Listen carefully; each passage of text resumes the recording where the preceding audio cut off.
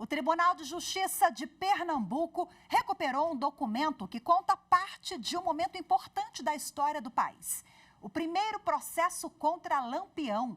O documento agora vai fazer parte do acervo histórico da Corte e poderá ser consultado pela população. Acompanhe os detalhes na reportagem de Adriana Noia.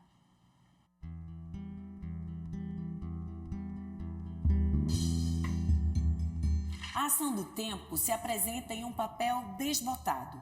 1.400 páginas escritas à mão trazem informações do cangaço brasileiro da década de 1920 e agora fazem parte do acervo histórico do Tribunal de Justiça de Pernambuco. Na capa, o nome de Virgulino Ferreira da Silva, o Lampião, está entre os indiciados.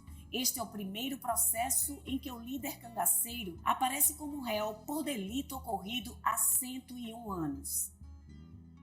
O documento foi entregue ao TJPE pela família do juiz Assis Timóteo de Triunfo, Sertão do Estado. Aqui constam detalhes de um crime político que teria sido cometido por Lampião e seu bando em São José do Belmonte, cidade também do sertão pernambucano. A gente está analisando o processo, certamente houve uma disputa política, de espaço político na cidade. Em 1922, e foi o assassinato de um coronel, um político influente, comerciante, rico na época, chamado Luiz Gonzaga Gomes Ferraz. O processo tem 42 indiciados, do bando do tão famoso Virgulino Lampião. O processo foi guardado todos esses anos com bastante cuidado e apresenta uma boa condição de leitura. Ainda assim, é frágil. Por isso, será totalmente digitalizado para facilitar o acesso às pessoas interessadas pelo assunto. Primeiramente, essa análise passa pelo processo de ordenamento das folhas, uma limpeza mecânica e depois a digitalização. A gente vai dispor no portal do Tribunal de Justiça, no local que chama Inventário Online. O registro tem um valor histórico ainda maior por marcar o início da trajetória de Lampião como líder do bando cangaceiro. Esse documento ele foi identificado por um pesquisador chamado Valdir Nogueira, na própria comarca de Belmonte. Ele viu a importância desse crime na vida de Lampião, já que Lampião passou, nesse período de 1922, de ser do bando de Senhor Pereira para ter o seu próprio bando como líder. Então, por isso que marca tanto a história do cangaço aqui de Pernambuco, já que Lampião é tão conhecido aqui no Brasil e também fora do Brasil. No memorial já existe um acervo do cangaço. Com a chegada dessa peça, a Comissão de Gestão e Memória do TJPE pretende organizar uma exposição com todo o material jurídico sobre o cangaço em Pernambuco. A gente tem muitos processos de cangaço aqui, não só do bando de Lampião, mas de outros bandos também. E a gente precisa, inclusive, da ajuda dos pesquisadores para identificarem mais processos de cangaço aqui. A gente tem uma equipe de historiadores, mas nada como o próprio pesquisador, que é da área do cangaço, vir aqui procurar e pesquisar no nosso acervo, identificar mais peças importantes como essa. Em breve, todas as pessoas poderão consultar o arquivo e descobrir as inúmeras cenas que se revelam a cada depoimento contido no material.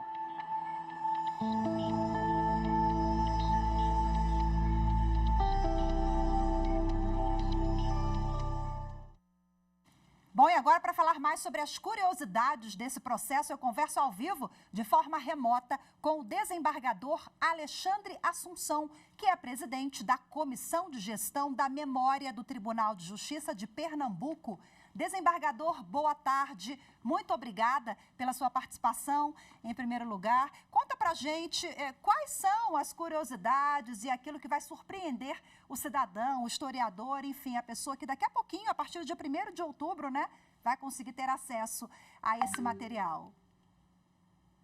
Boa tarde, Rafaela. Boa tarde, espectadores. Esse, como já foi dito na reportagem anterior, esse é um processo onde Lampião aparece como líder do bando. Ele assume a liderança do bando que pertencia ao senhor Pereira justamente no ano de 1922. esse é o segundo grande evento do bando.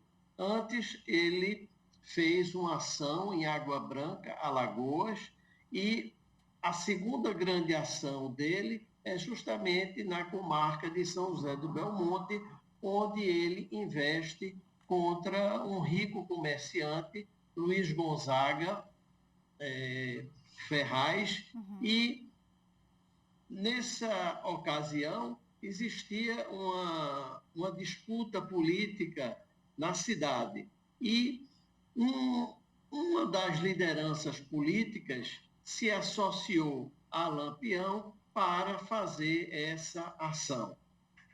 Bom, e esse caso, ele envolve, são 42 pessoas denunciadas, mas nem todos foram julgados, não é isso, desembargador? E nós temos também outros processos, mas esse é a primeira vez em que Lampião é réu. Então, daí a magnitude histórica, né, toda a importância desse caso. E uma conquista também para o Judiciário de Pernambuco. Exatamente. Nós na Comissão de Gestão e Preservação da Memória do Tribunal, nós fazemos isso constantemente. Constantemente nós nos dirigimos a comarcas antigas do interior para fazer a identificação desses processos. E esse processo, né, nos chegou através de uma notícia e nós diligenciamos trazê-lo para o Tribunal de Justiça. Esse processo ele se desenvolveu até a fase de pronúncia, que é a primeira fase, onde se identifica a viabilidade de colocar aqueles réus para serem julgados pelo Tribunal do Júri. Então, o Judiciário de Pernambuco fez a pronúncia desses réus. Houve, na época, um recurso de ofício para o que se chamava, na época, Superior Tribunal de Justiça de Pernambuco.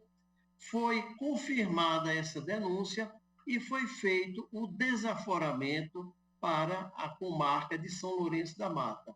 Nessa decisão, né, os membros da turma que atuaram, eles reconheceram que na comarca de São José do Belmonte não existiria, né, condições de levar esses réus a julgamento, devido à grande comoção social que foi aquele evento. Então, foi designada essa comarca de São Lourenço, que é próxima aqui à região do Recife, mas nem todos foram levados a julgamento, porque precisava de eles serem capturados, de eles estarem presentes para o julgamento. Desembargador, tem algum elemento ali, alguma coisa que chama muita atenção do senhor? Alguma curiosidade ou algo ali que o senhor olhou e acho que isso aqui vai ser bacana, quem lê, o cidadão, quem aprendeu, quem está aprendendo agora, o jovem, né? Essa parte da história vai se surpreender?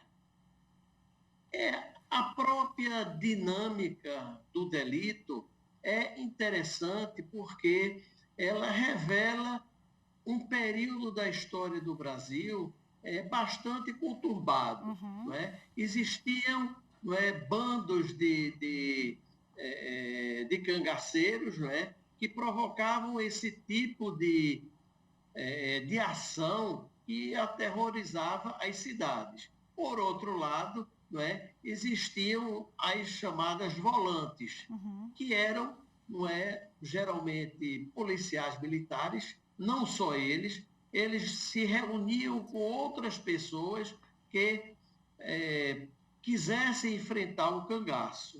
Então, existiam esses dois grupos que se degladiavam. Inclusive, esse evento em São José do Belmonte, ele se deu por um desses fatores, ou seja, o Luiz Gonzaga recebeu em sua residência uma volante e deu guarida a essa volante, que veio do Ceará. Quando essa volante estava saindo da cidade, passou na fazenda do Ioiô Maroto, que era o Crispim Pereira, e lá ele fez uma série de interrogatórios para ver se descobria alguma coisa sobre os cangaceiros. Então, o Ioiô Maroto, se sentindo humilhado por essa ação dessa volante e pelo fato dessa volante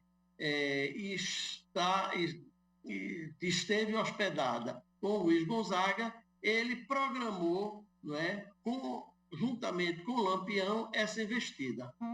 Que bacana, passa um filme na cabeça quem conhece a história, né? Agora, para a gente finalizar rapidinho, desembargador, a partir do dia 1º de outubro, o processo já vai estar digitalizado, o cidadão pode ter acesso, mas eu sei que os senhores pensam também numa exposição, é isso? Exatamente. Nós pretendemos fazer uma exposição reunindo todos esses processos e também destacando as pessoas que atuaram nesses processos, né? Os juízes, os desembargadores, e aí pensamos em fazer essa exposição no memorial e também colocar à disposição pela internet. Perfeito. No dia que a exposição, né, for lançada, e mais para frente, o senhor volte aqui para a gente falar também, viu? Muito obrigada, desembargador Alexandre Assunção, ao vivo com a gente aqui, falando TJ de Pernambuco. Eu que agradeço. Boa tarde para o senhor. Tchau, tchau. Eu que agradeço.